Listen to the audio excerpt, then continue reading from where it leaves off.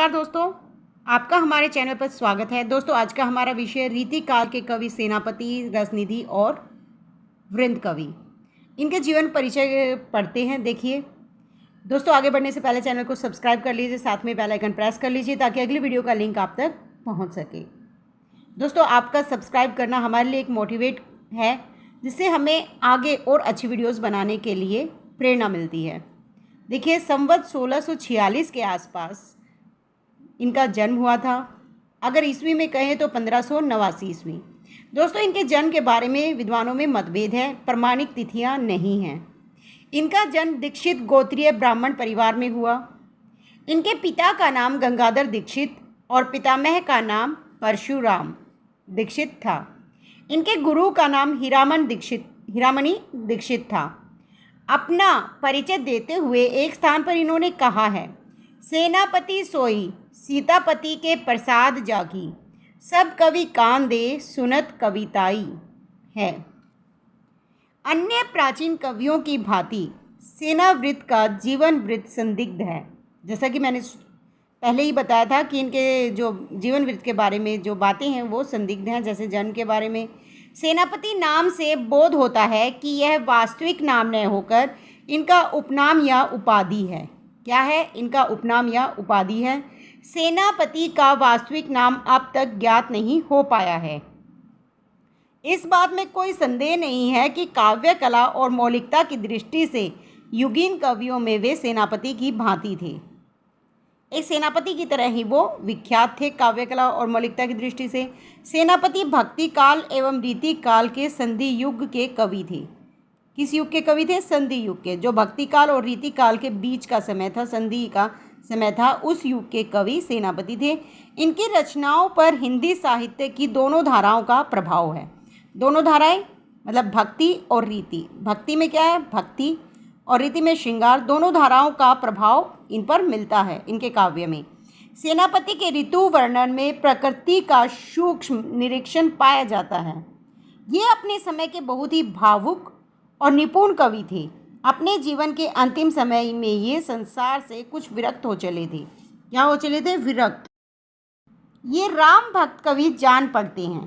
क्या जान पड़ते हैं? राम भक्त कवि, क्योंकि जगह जगह पर इन्होंने सियापति, सीतापति, राम आदि नामों का उल्लेख किया है।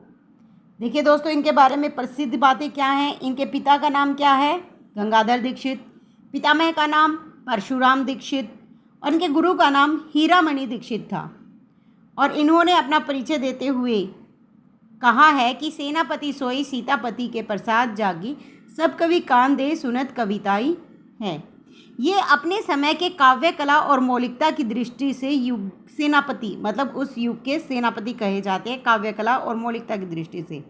भक्ति काल और रीति काल के संधि युग के कवि हैं। दोनों धाराओं का प्रभाव इनके काव्य पर है। भक्ति और श्रृंगार दोनों धाराओं का प्रभाव जो है इनके काव्य पर देखा जा सकता है। ऋतु वर्णन में प्रकृति का सूक्ष्म निरीक्षण इन्होंने किया है। ये अपने समय के बहुत ही भावुक और निपुण कवि थे। अपने जीवन के अंतिम समय में ये संसार से कुछ विरक्त हो गए थे। राम भक्त कवि थे। देखिए, इनकी जो भाषा शैली है, भाषा शैली क्या है? सेनापति ने अपने काव्य में सभी रसों को अपनाया है। ब्रिज भाषा में लिखे पदों में फारसी और संस्कृत के शब्दों का प्रयोग किया है। ब्रिज भाषा में लिखे पदों के में जो है फारसी और संस्कृत के शब्दों का प्रयोग किया है। अलंकार की बात करें तो उन्हें श्लेष अलंकार से विशेष मोह था। किस अलंकार से विशेष मोह था? श्लेष अलंकार से। इनकी रचनाओं में प्रसाद और ओज गुण की प्रधानता है। किसकी प्रधानता है? प्रसाद और ओज गुण की इनकी रचनाओं में प्रधानता है। इनकी रचनाएं देखिए, काव्य कद्रुम जो प्राप्य नहीं है, सिर्फ नाम पता है, ये रचना इनकी प्राप्त नहीं है।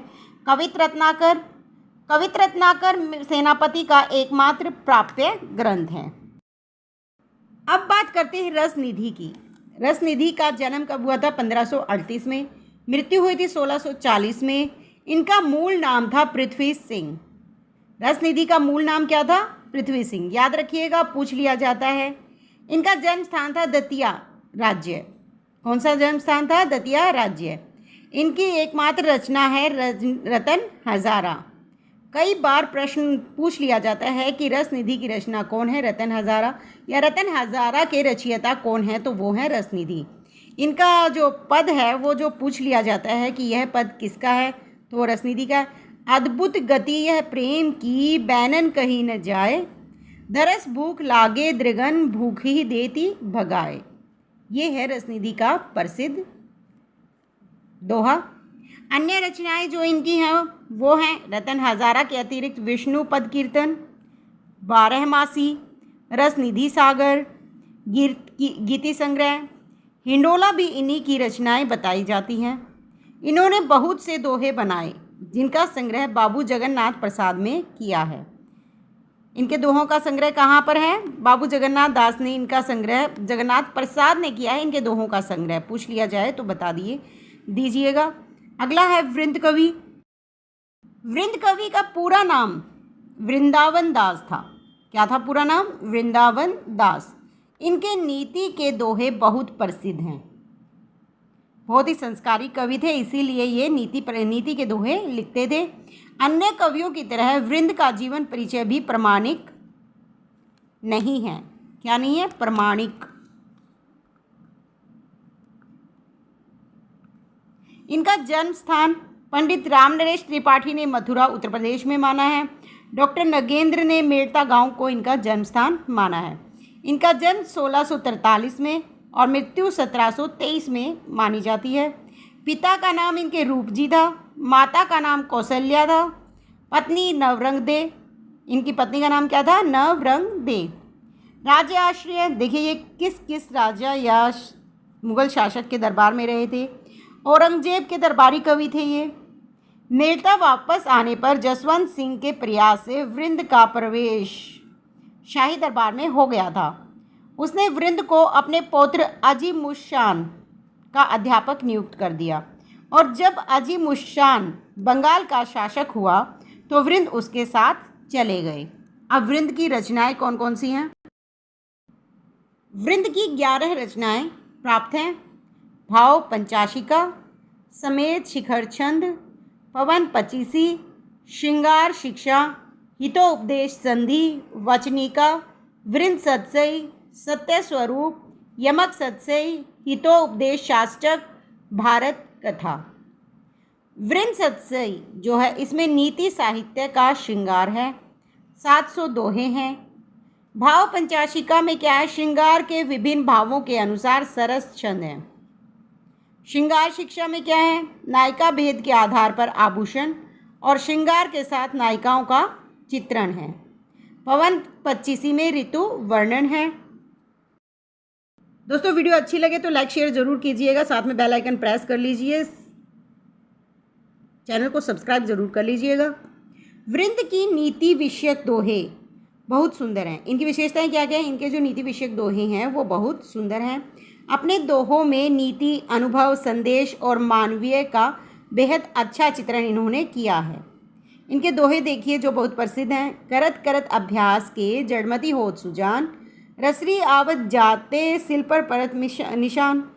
मतलब अभ्यास करते रहो। यदि अभ्यास करते रहोगे तो जो मूर्ख है वो भी बुद्धिमान बन जाएगा। जैसे एक पत्थर पर बार बार रस्सी आती जाती है तो उस पर क्या पड़ जाता है? निशान। उसी तरह अभ्यास करने से जो मूर्ख होता है वो भी बुद्धिमान हो जाता है।